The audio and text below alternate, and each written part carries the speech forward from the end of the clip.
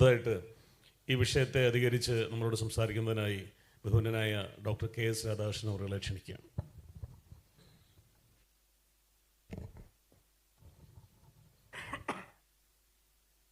ഈ വെളിച്ചം ഒന്ന് കുറക്കാമോ? കണ്ണിലടിച്ചിട്ട് കണ്ണ് വേദനെടുക്കണം. ആരാണ് അതിൻ്റെ ഫുൾ ഓഫ് ചെയ്യണ്ടാക്കുക? എൻ്റെ കണ്ണിലടിക്കുമ്പോൾ കണ്ണ് വേദനെടുക്കും. അതാണ് എൻ്റെ ഓഫ് ചെയ്താലും വിരോധമില്ല, ഇവരെ കാണാൻ പറ്റും. Okay okay okay okay then it's okay. ഒന്ന് കുറച്ചിട്ടാൽ മതി. ഈ യോഗത്തിൻ്റെ ബഹുമാനായ അധ്യക്ഷൻ ശ്രീ പ്രവീൺ മോഹൻ,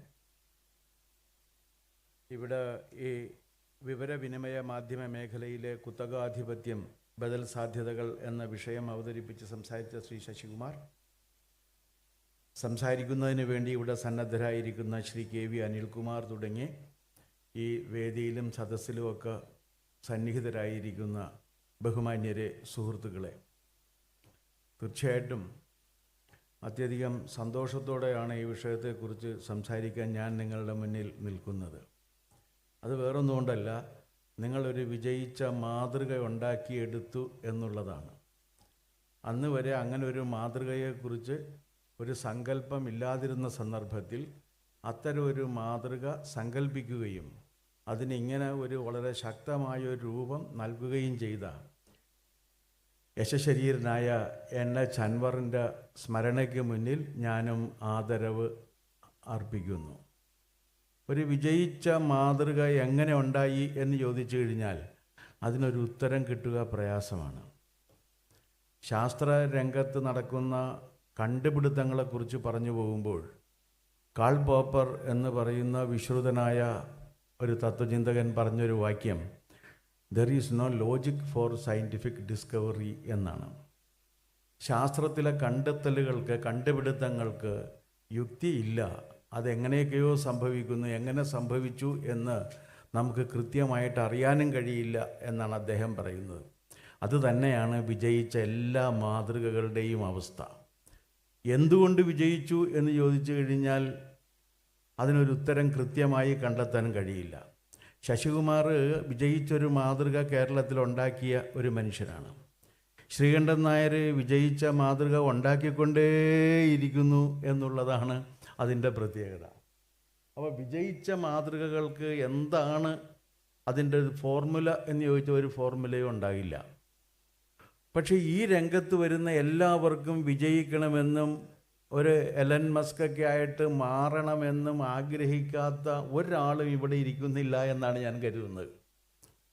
പക്ഷേ പലർക്കും അത് കഴിയില്ല. അത് വേറൊരു പ്രശ്നമാണ്.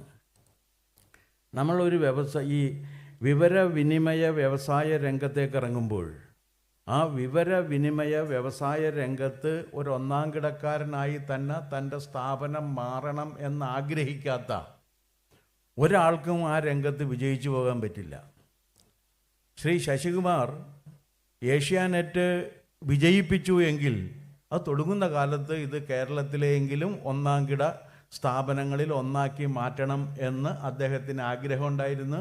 അതുകൊണ്ടാണ് അദ്ദേഹം വിജയിച്ചത്. അല്ലെങ്കിൽ വിജയിക്കില്ല. അപ്പോൾ ബാക്കിയുള്ളവരെ എല്ലാവരെയും പിന്തള്ളി ഒന്നാമത്തേക്ക് എത്തേണ്ടി വരുമ്പോൾ സ്വാഭാവികമായിട്ടും റവന്യൂ അതിൽ കേന്ദ്രീകൃതമായിട്ട് വരും. റവന്യൂ കേന്ദ്രീകൃതമായിട്ട് വരിക എന്നത് കൂടിയാണ് ഒന്നാം നിരയിലെത്തി എന്നുള്ളതിൻ്റെ സൂചന. ആ ഒന്നാം നിരയിലേക്ക് എത്തുന്നതിന് വേണ്ടിയുള്ള മത്സരം വ്യവസായ രംഗത്ത് സ്വാഭാവികമായി സംഭവിക്കുന്ന ഒന്നാണ്. അത് സംഭവിച്ചുകൊണ്ടേയിരിക്കും. അതിനിടയ്ക്കത് വേണ്ട എന്ന് വെച്ച് ആരെങ്കിലും മാറും എന്ന് ഞാൻ കരുതുന്നില്ല. അങ്ങനെ കരുതുന്നതിൽ യുക്തിയില്ല എന്നാണ് എൻ്റെ അഭിപ്രായം. ഈ വിവരവിനിമയത്തിൻ്റെ രംഗത്ത് ഒരുപാട് പരീക്ഷണങ്ങൾ നടന്നിട്ടുള്ളൊരു സ്ഥലമാണ്. അതിൽ വിശേഷിച്ചും കേരളത്തിൽ വിവരവിനിമയ രംഗത്ത് ഒരുപാട് മാധ്യമങ്ങൾ നമ്മൾ ഉപയോഗിച്ചിട്ടുണ്ട്. ഒരു കാലത്ത് ഈ വിവരവിനിമയം നടത്തുന്നതിന് ഏറ്റവും ശക്തമായ ഒരു മാധ്യമം നാടകമായിരുന്നു. അന്ന് ഒരുപാട് നാടക നടന്മാരൊക്കെ ഉണ്ടായിരുന്നൊരു കാലമാണ് എൻ്റെയൊക്കെ ചെറുപ്പത്തിൽ. ഇവിടെ ഇരിക്കുന്ന ഈ ഗൗരിദാസൻ പോലും നാടക നടനായിട്ടാണ് ഞാൻ ആദ്യം കാണുമ്പോൾ പരിചയപ്പെട്ടത്. ആർക്കും അറിയാത്തൊരു കാര്യമാണ്. എന്നാ കേട്ടോ, നടനായിരുന്നു. അവനിങ്ങനെ ബലം പിടിച്ച് സ്റ്റേജിലൊക്കെ നിന്ന് സംസാരിക്കുന്നതൊക്കെ ഞാൻ വളരെ ആകാംക്ഷയോടുകൂടി കോളേജിൽ നോക്കിയിരുന്നിട്ടുണ്ട്. അപ്പോൾ അന്ന് കാരണം ഏറ്റവും ശക്തമായൊരു മാധ്യമം അതായിരുന്നു. അത് കഴിഞ്ഞ് പിന്നെ വന്നത് കഥാപ്രസംഗമാണ്. ഇപ്പം എല്ലാവരും ബുദ്ധിജീവികളൊക്കെ തള്ളിക്കളഞ്ഞിട്ടുള്ളൊരു സാധനമാണ് കഥാപ്രസംഗം. പക്ഷെ ഒരു കാര്യമുണ്ട്, 5000 പേര് 10000 പേര് അമ്പലപ്പറമ്പുകളിൽ തടിച്ചു കൂടിയിരുന്ന് കഥാപ്രസംഗം കേൾക്കുകയും ആ കാഥികൻ പറയുന്ന വിവരങ്ങൾ ഏറ്റുചൊല്ലുകയൊക്കെ ചെയ്തിട്ടുണ്ട്. പല കഥാപ്രസംഗക്കാരുമാണ് കേരളത്തിലെയും വിദേശത്തുമുള്ള ഇന്ത്യയിലെയും ഒക്കെ വലിയ സാഹിത്യകാരന്മാരെ ജനകീയമാക്കിയെടുത്തത് എന്നൊരു കാര്യവും കൂടിയുണ്ട്. കാരണം അവരാണിത് പറഞ്ഞു കിടന്നത്. അത് കഴിഞ്ഞ് സിനിമ വന്ന് ഇപ്പോൾ സിനിമയിൽ അവശേഷിക്കുക, അന്ന് നമ്മൾ കണ്ട് ആഘോഷിച്ച സിനിമകളിൽ ഇപ്പോൾ അവശേഷിക്കുന്നത് സംഗീതം മാത്രമാണ്. ബാക്കിയൊക്കെ ഇപ്പോൾ CID നസീറൊക്കെ കണ്ടിരിക്കുക എന്ന് പറഞ്ഞാൽ എന്തൊരു പ്രയാസമാണ്. നസീർ ആയിട്ട് പോലും, നസീറിനെ പോലെ പരമസുന്ദരനായ ഒരാൾ വന്ന് നിന്ന് അഭിനയിക്കുമ്പോൾ പോലും കണ്ടിരിക്കാൻ പറ്റില്ല. പക്ഷെ അതിലെ പാട്ടുകൾ നമ്മൾ ഇപ്പോഴും കേട്ടുകൊണ്ടേയിരിക്കുന്നു. കേരളത്തിൽ ഏറ്റവും കൂടുതൽ ജീനിയസുകൾ ഒരുമിച്ച് പ്രവർത്തിച്ച ഒരു രംഗം സിനിമാ സംഗീതമാണ് എന്നാണ് എനിക്ക് തോന്നുന്നത്. അത് കെ രാഘവനായാലും ബാബുരാജ് ആയാലും ദക്ഷിണാമൂർത്തി ആയാലും G ദേവരാജനായാലും MK അർജുനനായാലും അവരോടൊപ്പം വന്ന ഭാസ്കരൻ മാഷ് മുതൽ ഇങ്ങോട്ടുള്ള കവികളായിട്ടുള്ള ഗാനരചയിതാക്കളും പിന്നെ യേശുദാസും പോലെയുള്ള ഗായകരും എല്ലാം കൂടി വന്ന് സൃഷ്ടിച്ചെടുത്തൊരു വലിയൊരു ലോകം ഉണ്ടായിരുന്നു. അത് വലിയൊരു സാധാരണ ഇപ്പോൾ അവശേഷിച്ചിട്ടുള്ളൊരു കാര്യം. അപ്പോൾ ഏത് രംഗത്തേക്കും വിനിമയത്തിന് പുതിയ പുതിയ കാര്യങ്ങൾ വരികയും ആ പുതു കാര്യങ്ങളുമായിട്ട് പുതുതലമുറ യോജിച്ചു പോവുകയും ചെയ്യും. പഴയ തലമുറക്ക് അപ്പോൾ സ്വാഭാവികമായിട്ടും അതിൽ പരാതി ഉണ്ടാകും. ഇപ്പോൾ പത്രം വായിക്കുക എന്ന് പറഞ്ഞാൽ എൻ്റെ തലമുറയിൽപ്പെട്ടവരുടെ മാത്രം ഒരു ബാധ്യതയാണ്. അതിനുശേഷം എനിക്കൊരു 50 വയസ്സിൽ താഴെയുള്ള ആരെങ്കിലും പത്രം വായിക്കുന്നുണ്ടോ കേരളത്തിലെന്ന് ചോദിച്ചാൽ ഇല്ല എന്നാണ് സത്യം. ലോകത്തുണ്ടായേക്കണ ഏറ്റവും മാറ്റം വരുത്തിയ, വിപ്ലവകരമായ മാറ്റം വരുത്തിയ ഒരു കണ്ടുപിടുത്തം എന്ന് പറയുന്നത് ചക്രത്തിന് ശേഷം ഇൻ്റർനെറ്റാണ്. ഇൻ്റർനെറ്റ് വന്നതോടുകൂടി വിവരങ്ങളുടെ അധികാരികളായി എല്ലാവരും മാറുന്നു എന്ന് മാത്രമല്ല, എല്ലാവരും വിവരവിനിമയ രംഗത്ത് പ്രവർത്തിക്കാനും തുടങ്ങി എന്നുള്ളതാണ് വസ്തുത. നിങ്ങൾക്ക് ഇഷ്ടപ്പെട്ടാലും ഇല്ലെങ്കിലും മുൻപ് കാത്തിരിക്കുകയാണ്. നമ്മളിപ്പോൾ ഒരു പാകിസ്ഥാൻ യുദ്ധമൊക്കെ ആദ്യം നടക്കുന്ന കാലത്ത് റേഡിയോയുടെ മുന്നിൽ പോയിട്ട് ഇങ്ങനെ കാതും കൂർപ്പിച്ചിരുന്ന് കേൾക്കണം എന്താണ് സംഭവിച്ചതെന്ന് അറിയാൻ വേണ്ടി. ഇപ്പോൾ അത് വേണ്ട. ഇപ്പോൾ അതിരാവിലെ തുടങ്ങി ഒരു കപ്പ് കാപ്പിയുമായിട്ട് വന്ന് ശ്രീകണ്ഠൻ നായർ വന്നിട്ട് ഇതിനെക്കുറിച്ച് ഇങ്ങനെ പറഞ്ഞു തുടങ്ങിയാണ്. യുദ്ധം അവിടെ കണ്ട രീതിയിലാണ് ശ്രീകണ്ഠൻ നായർ യുദ്ധം അവതരിപ്പിക്കുന്നത്. മഹാഭാരതത്തിലെ സഞ്ജയന് ശേഷം യുദ്ധം കണ്ട രീതിയിൽ അവതരിപ്പിക്കുന്ന ആരെ എന്ന് ചോദിച്ചു കഴിഞ്ഞാൽ അത് ശ്രീകണ്ഠൻ നായരാണ് എന്ന് പറയാവുന്നതാണ്. പക്ഷെ അങ്ങനെ ചെയ്താൽ മാത്രമേ ശ്രീകണ്ഠൻ നായർക്ക് ആ ചാനൽ പിടിച്ചു നിർത്തി കൊണ്ടുപോകാൻ കഴിയൂ. ശശികുമാർ ഏഷ്യാനെറ്റ് തുടങ്ങുമ്പോഴൊരു സാഹചര്യം അല്ല ഇന്നുള്ളത്. ശശികുമാർ അതിനകത്തൊരു ഏർലി ബേർഡായിരുന്നു. സ്വാഭാവികമായിട്ട് അദ്ദേഹത്തിന് വരികയും അദ്ദേഹം ആ രംഗത്ത് വിജയിക്കുകയും അതിൽ നിന്ന് സാമാന്യം 400 കോടി രൂപയ്ക്ക് മറ്റുമാണ് അത് വിറ്റതെന്നാണ് ശത്രുക്കൾ പറഞ്ഞു വരുത്തുന്നത്. ഞാൻ അതിൽ കുറവ് പറയാൻ തയ്യാറാണ്. ശത്രുക്കൾ അങ്ങനെയാണ് പറഞ്ഞു വരുത്തുന്നത്. പക്ഷെ ഞാൻ അതിനകത്ത് ഇനിയിപ്പോൾ 300 ആയാലും എനിക്കൊരു കുഴപ്പമില്ല. അപ്പോൾ അങ്ങനെ വരുന്നുണ്ട്. പക്ഷെ ഇന്ന് അങ്ങനെയല്ല. ഇന്ന് മത്സരമാണ്. നാളെ ഇതും പോകും. ഇനി ഒരു കാര്യമുണ്ട്. ഇപ്പോൾ സിനിമയെക്കുറിച്ച് ശശികുമാർ ഇവിടെ പറഞ്ഞു. ഇനി ഒരു സൂപ്പർ സ്റ്റാർ ഉണ്ടാക്കിയെടുക്കാൻ ഈ ലോകത്തെ മുഴുവൻ മാധ്യമങ്ങളും ഒരുമിച്ച് വിചാരിച്ചാൽ പോലും നടക്കില്ല എന്നുള്ളതാണ് വസ്തുത. കാരണം സൂപ്പർ സ്റ്റാറുകളെ സൃഷ്ടിച്ചിരുന്നത് കൊട്ടകകളാണ്. സിനിമ കൊട്ടക എന്ന് പറയുന്ന സാധനം ഇരുന്ന് അവരാണ് MGR സ്ക്രീനിൽ വരുമ്പോൾ വിസലടിച്ച് നൃത്തം ചെയ്തുകൊണ്ട് MGRനെ സൃഷ്ടിച്ചെടുത്തത്. ഇപ്പോൾ അത് മാറി. ഇപ്പോൾ സ്ക്രീനാണ് വരുന്നത്. 50-60 പേരായിരിക്കുന്നത്. അവിടെ ചെന്ന് കഴിഞ്ഞാൽ വെള്ളം അടക്കം എല്ലാത്തിനും ഭയങ്കര പൈസ ആയതുകൊണ്ട് അവിടെ നമുക്കിപ്പോൾ മരുന്ന് കഴിക്കണമെങ്കിൽ തന്നെ അവരുടെ അനുവാദം കൊണ്ട് മാത്രമേ അതിനകത്ത് കയറാൻ പറ്റൂ എന്നുള്ളത് കൊണ്ടും ഇനി അങ്ങനെയുള്ളൊരു ഓഡിയൻസിലൂടെ ഒരു സൂപ്പർ സ്റ്റാർ ഇപ്പോൾ ഒരു മമ്മൂട്ടിക്കോ ഒരു മോഹൻലാലിനോ ഒക്കെ ഒന്ന് ഇനി ഒരു വരുന്ന തലമുറയിൽ നിന്ന് അങ്ങനെ ഉണ്ടാകാനുള്ള സാധ്യത കുറവാണ്. നേരത്തെ പറഞ്ഞ രീതിയിൽ സോഷ്യൽ ഇൻഫ്ലുവൻസേഴ്സ് വരെയാണ്.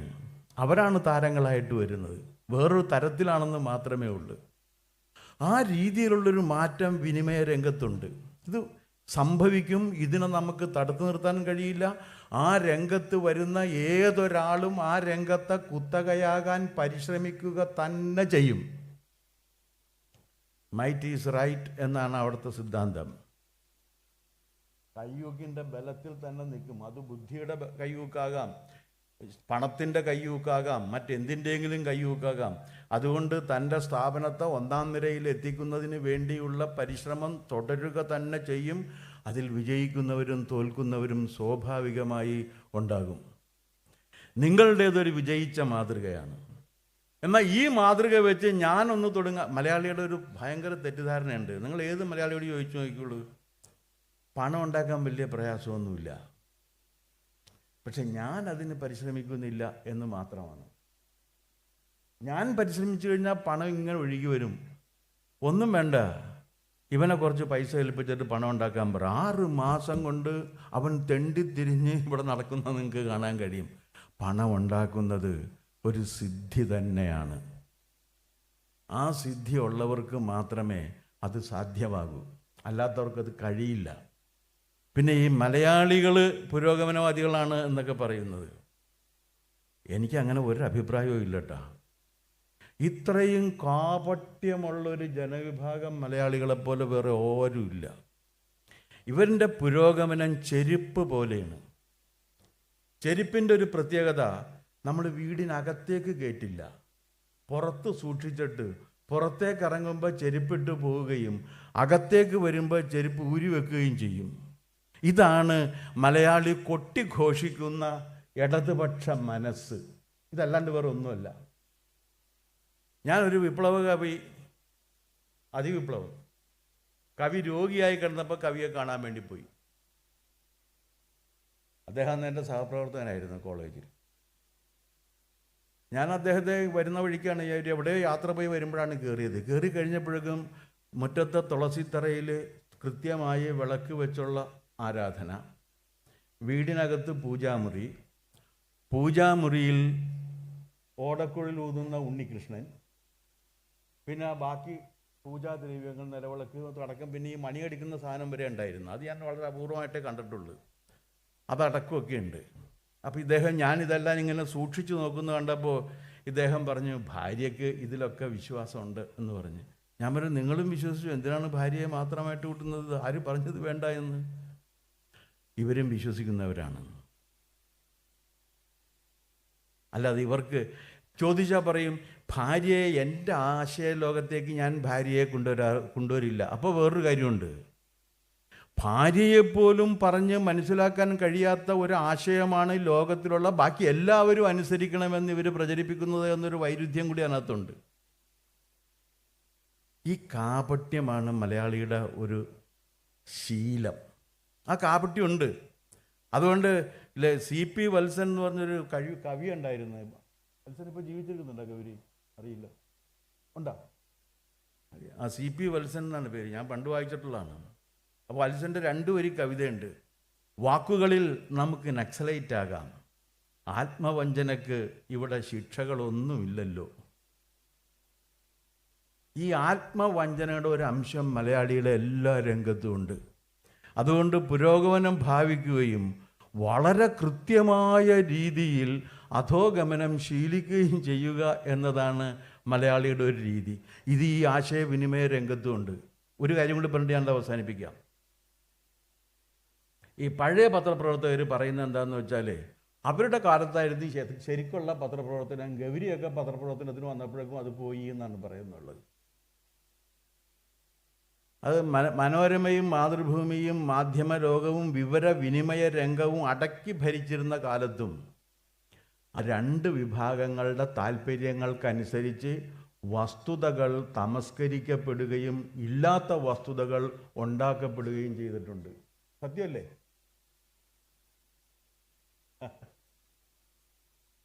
വസ്തുതകൾ തമസ്കരിക്കുന്നു, ഇല്ലാത്തത് ഉണ്ടാക്കുന്നു. ഇത് 2 നടന്നിട്ടുണ്ട്. അത് 2 ഇപ്പോഴും നടക്കുന്നുണ്ട്. അത് 2ഉം ഇനിയുള്ള കാലത്ത് ഇതിൽ ഏതാണ് ശരി ഏതാണ് തെറ്റ് എന്ന് കണ്ടെത്താൻ പലപ്പോഴും പ്രയാസവും കൂടി വരുന്നുണ്ട്. മുൻപ് കുറച്ച് സമയം കിട്ടി, ഇപ്പോൾ സമയവും കിട്ടുന്നില്ല. കാരണം ഈ വാർത്താ വടിയും പിടിച്ച് ഒരാൾ അവിടെ നിൽക്കുകയാണ്, ഇപ്പുറത്തെ ഒരാൾ സ്റ്റുഡിയോയിൽ നിൽക്കുകയാണ്, രണ്ടുപേർക്കും ഇത് സിങ്ക്രണൈസ് ചെയ്ത് പറയണം. അപ്പോൾ ഈ വാർത്താ വടി വെച്ചുകൊണ്ട് ഒരാൾ ചോദിക്കുന്ന സമയത്ത് അയാൾ പറയുന്നത് ശരിയാണോ തെറ്റാണോ എന്ന് നിരീക്ഷിച്ചോ പരീക്ഷിച്ചോ അറിയാനുള്ള ഒരു സമയവും അയാൾക്കില്ല. അപ്പോൾ ഈ പറയുന്ന കാര്യങ്ങൾ അങ്ങനെ തന്നെ പറഞ്ഞു കൊടുക്കുകയാണ്. അല്ലെങ്കിൽ പിന്നെ പണ്ട് മാധവൻകുട്ടി ഏഷ്യാനെറ്റിൽ ന്യൂസ് പറഞ്ഞിരുന്ന രീതിയിലായി പോകും. പാവം മരിച്ചുപോയി. കുറച്ച് പേര് അങ്ങോട്ട് പോകുന്നുണ്ട്, കുറച്ച് പേര് ഇങ്ങോട്ട് പോകുന്നുണ്ട്. എന്താ സംഭവിക്കണമെന്ന് ഒരു വിവരമില്ലത്. എന്താ സംഭവിക്കുന്നതെന്ന്, എന്താണ് വിവരം എന്ന് അറിയുന്നതിന് വേണ്ടിയിട്ടാണ് നമ്മൾ കാത്തിരിക്കുന്നത്. പക്ഷെ അങ്ങോട്ടും ഇങ്ങോട്ടും പോകുന്നു എന്ന് പറഞ്ഞാൽ അത് സത്യസന്ധമായിട്ട് പറഞ്ഞതാണ്. ഇന്നിപ്പോൾ അങ്ങനെയല്ല. ഇന്ന് എന്താണ് സംഭവിക്കുന്നതെന്ന് അറിയില്ല എന്നുള്ള ഭാഗത്ത് അറിയും എന്നുള്ള കാര്യം കൂടി പറയുന്ന രീതിയിൽ എത്തിയിട്ടുണ്ട്. അപ്പോൾ സ്വാഭാവികമായിട്ടും ഈ രംഗത്ത് ആരോഗ്യകരമല്ലാത്ത മത്സരത്തിന് സാധ്യത വന്നുപെട്ടിട്ടുണ്ട്. അതിനെ എങ്ങനെ കൈകാര്യം ചെയ്യാൻ കഴിയും എന്നുള്ളതാണ്. അതിനെ കൈകാര്യം ചെയ്യാൻ കഴിയുന്നതിനെക്കുറിച്ച് നമ്മൾ ആലോചിക്കുമ്പോൾ ഒരു കാര്യം ബോധ്യമാകുന്നത്, തീർച്ചയായിട്ടും ഇത്തരത്തിലുള്ള ഈ Kerala vision group of companies എന്നാണ് പറയുന്നതെന്നുണ്ടെങ്കിലും അത് പോലുള്ള ചെറിയ ചെറിയ പ്രസ്ഥാനങ്ങൾ വന്നു കഴിഞ്ഞാൽ കൗണ്ടർ വരും, ഇതല്ല എന്ന് വരും. അതിൻ്റെ ഒരു ഫലമുണ്ട്. ഇപ്പോൾ ഈ സോഷ്യൽ മീഡിയ നിർത്തുകയാണ്. സോഷ്യൽ മീഡിയ വന്നതോടുകൂടി ഒരു കാര്യമുള്ളത്, ഒരാൾക്കും ഇപ്പോൾ വാർത്തകൾ മൂടി വെക്കാനോ തമസ്കരിക്കാനോ കഴിയാത്ത അവസ്ഥ വന്നിട്ടുണ്ട്. ഞാൻ അതിനെ സ്വാഗതം ചെയ്യുന്നു. നന്ദി, നമസ്കാരം.